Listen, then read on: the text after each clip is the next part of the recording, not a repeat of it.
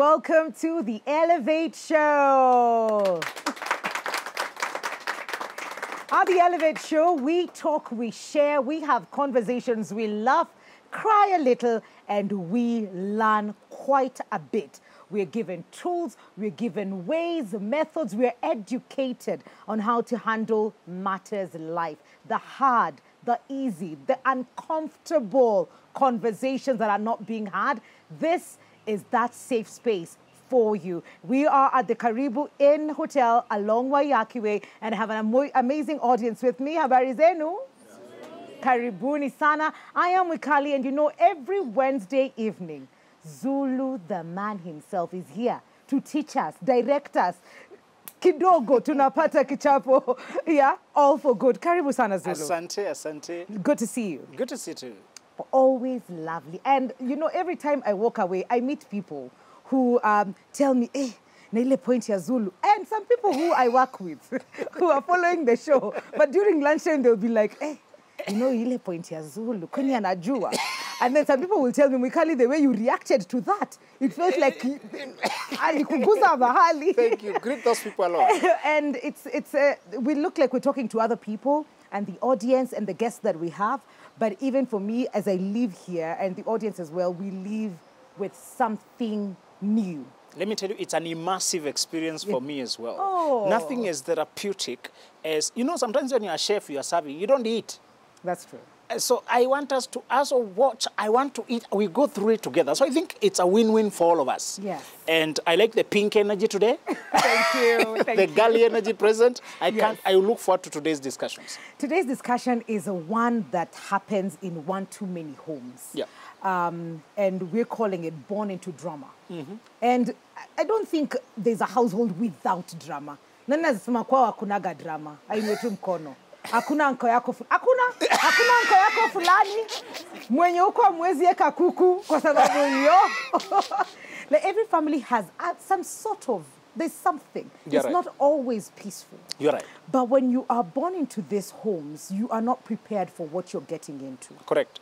There are so many different things. And today's conversation is around alcoholism. Mm-hmm. You know, going through self-harm, feeling that you're not loved, feeling that you're not wanted, and it's easier for you to remove yourself from this equation. That's you true. know, having a mom that is, for lack of a better word, probably just anapiga makelele sana. And a dad who's not present because they're always probably somewhere drinking, and probably they find solace there. I don't know. Yeah. But we'll be hearing a lot of that. And I don't know what comes to mind when we talk about born into drama.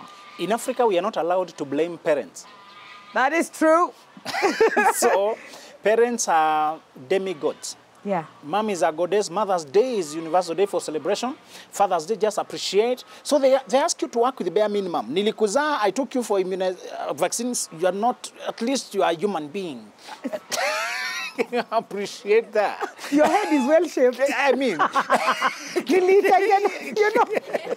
So Yeah. you're supposed to behave like you are a nuisance to your parents. You bothered them by being born. They even used to tell you they would be taking better tea if you are not diluting it. They would be eating better meat if you are not there to eat it. They made us feel like we intruded into a fun life. And sometimes, some of them, they were married because of us. They got a child. And then they got married. Yeah. It's like you are there when they were doing whatever creates children. You made me to get married. You made me to do this because of you. So the narrative has been to gaslight us into silence. That the environment of stress they placed us into, the boxing that was happening, the pull and the push and pull that they were doing when you were born, we are supposed to act like that's life. No home is perfect. That's life. You should be grateful I fed you. You know, you should be. They chose me. I did not choose them. Yeah. Let me tell you, Mikali, I'm so glad finally Africa is beginning to talk about this, so that we can validate people who are abandoned by their mothers, who are scarred by alcoholic, violent, absent fathers, and polygamy and wife battering and other things, and chaos were the norm in African families, but we are not supposed to call it stress. We are not supposed to call it drama. We are not supposed to call it dysfunction. No. We are not supposed to call it, I was wounded. My self-esteem was crushed. I was disoriented in life. I was alienated contaminated. Yeah. Witchcraft, voodoo. People have collect your innerwear. Imagine you hang your innerwear and they disappear with it. You know, in Africa you had to shave. When you shave, you carry your hair. Well, the rest of the world, they don't know those kind of things. And then people are coming after you to collect soil from your footprints to go and stop your life. People are putting in a bottle and chanting things. That Mwikali, chanting, never come back. And they invert the bottle. And they do funny things. Okay, Zulu, I'm not talking about... Zulu, you have quite the details. I'll tell you later where I come from. Okay. Yes. But just to tell you, there is a problem in Africa that we have been silenced. Yeah. And we walk around knowing that auntie told me, let's see whether you'll ever get married. Yes. And for sure, your weddings get cancelled. People leave you. People go, that auntie said, as long as I live, let us see. You know? And sometimes I tell people, these people may not have the shenanigans of witchcraft. Yeah. But saying it like a curse to you, and you believe it, it becomes a self-fulfilling prophecy. You expect it to happen. And you think it's happening. You think it's coming. You even cause it so that you can remove the tension. Sometimes the worlds themselves, they set up something. Just to tell you, I'm finally glad that we are separating from the family shame. Usiaibishe familia, you can't expose, you can't wash dirty linen. So they make it look like family privacy when it's just abuse.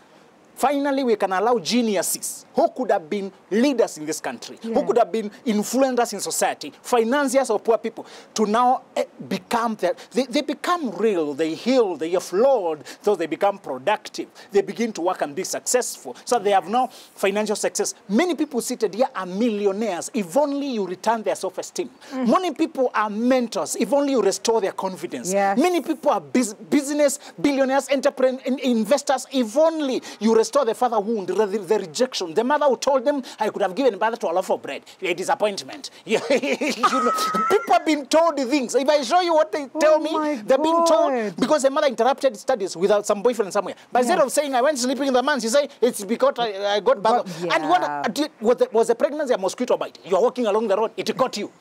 There's a lot of activity to go do that thing, but you're blaming me for it and I was not there. Just to tell you, finally we are setting somebody free to admit and say, I have not been okay, particularly men. Men, we are not allowed to say we are not okay, we are not allowed to cry. Just to say, I hope this conversation finally gives somebody the freedom to admit, I am carrying loads that are not mine to carry. My parents were fighting because they were on their own issues. I've been made the mediator between them. Mom is reporting dad to me, dad is reporting mom to me. I have to process the stress, keep it a secret from the world. They offload to me, I don't know where to offload. They dump on me, I don't know where to dump. I'm crying at night because of the issues. I have to run home, pick their calls, 4 hours a day, I'm on call with them, solving issues. Finally, we can set somebody free to be themselves. Absolutely. Let's give a round of applause to Zulu. And you say something so powerful because I can see the difference. Our age, that is how we grew up. And I'd like to find out from, I'm sure the majority of us are Gen Zs here. Gen Zs? Are we Gen Zs? Let me see by show of hands. Ah, okay, well, millennials. Millennials? Ah, good. So I'll start with the millennials.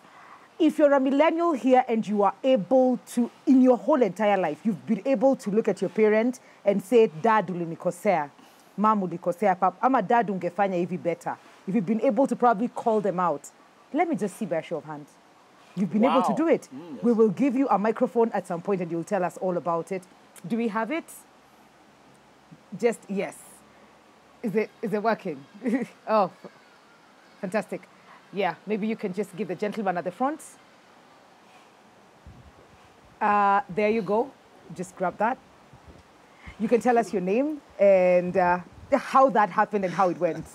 Oh, my name is Kelly. Yes. And actually, it depends with how you've been raised. Okay. Maybe ever since I was a kid, my father used to tell me one thing. Don't fear people, only respect people. And we could sit down and discuss like he's my brother. So I remember there was a moment he was taking me to school. I had been called to a boys' school. He calls me very early in the morning and asks me, do you want to go to a boys' school or I look for a mixed school, as much as it's a boarding school? And I was like, this guy wants to know if I'm going there for ladies or I'm going to school. To study. Yes. So I tell him, I think I want to go to a boys' school. He looks at me, don't be stupid. Do you want to be waking up very early in the morning and look at a fellow man? And I told him, the school fees is yours. whatever you choose, I take it. So he tells me, now, you're going to report after 1 week. Okay. So when we were at school, he was looking at me, and it was very early in the morning on Monday, and people were on assembly, and he's like, okay, do you see any beautiful ladies around? And I was like, these are students. I mean, no, don't be an idiot. Look, my friend, I can see. What do you mean you don't see? So your conversation yetu ikawa hivyo. So that is when I told him, sometimes you say things, I feel like you're breaking me. I feel like you're killing me too. Then he tells, tulikuwa tushaitwa sasa kuingia ndani, akaambia mwalimu ngoja. So tukazunguka nyuma ya ofisi, akaniuliza, now, I want to talk to you like my brother. Yes. Not like your father, but as a brother. So akaanza kuniuliza, vitu gani hivyo unahisi kwamba nikisema vinakuvunja? Yeah, nikamwambia, sometimes you look at me and you see a failure. Yeah, you don't see a man who is ready to do anything, who can become anything. So akanambia, how do you want me to be addressing you now from today onwards? So kwanza hiyo siku tukawa na conversation yetu. So ikawa in that mpaka hata ukinifukuza skuli, yeye akija shule mwalimu akimuuliza umefukuza kijana, yeye haambii mwalimu kijana ashaniambia makosa, atamwambia wewe ndio umemfukuza. Kwa hiyo wewe ndio unajua makosa, amekosa nini huyu? Okay. Na ukiisha sema lazima confirm mwalimu anaongea ukweli. So if I confirm now, ndo anaambia sasa wewe si unaona una makosa, sasa tukikupanisha hatuna makosa.